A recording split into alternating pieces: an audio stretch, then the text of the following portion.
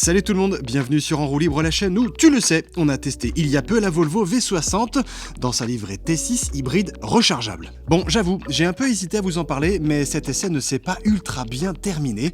Aucun crash à l'horizon, vous inquiétez pas, plutôt une panne mystérieuse en toute fin de cette semaine de test. Voilà ce qui s'est passé. Bon, ça c'est clairement le genre de petit bonus track dont on se serait bien passé après une semaine à bord de ce V60 T6 hybride rechargeable.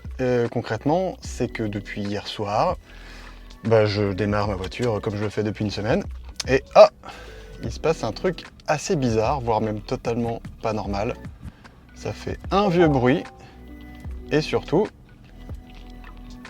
j'ai une jolie tortue et un petit logo là qui me plaît pas du tout, qui s'affiche, et concrètement, je peux plus démarrer la voiture. Donc malheureusement, ce test-là, il va mal se terminer. Donc concrètement, les gens de chez Volvo vont venir dépanner la voiture, mais malheureusement, c'est un premier test qui se finit pas très bien, parce que concrètement, la voiture est en panne, les gars. C'est pas cool.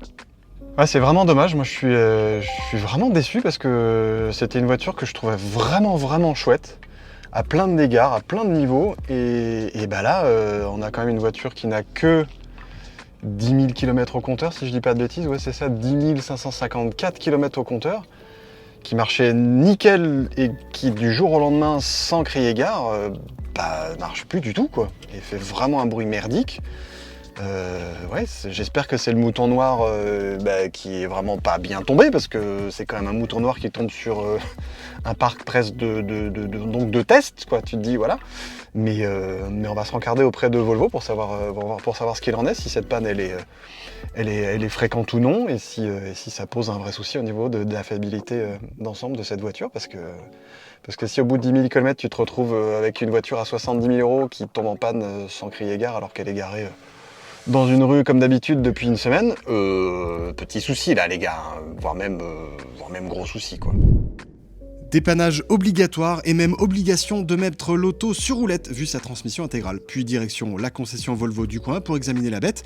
Et ce n'est qu'après plusieurs jours de recherche que les techniciens de la marque ont enfin eu le fin mot de l'histoire, une rupture de faisceau due à un rongeur.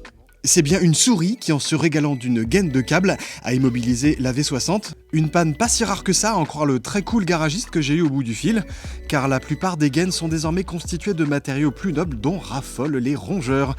Dites-moi d'ailleurs en commentaire si ce genre de mésaventure vous est déjà arrivé, car pour moi, c'était une première.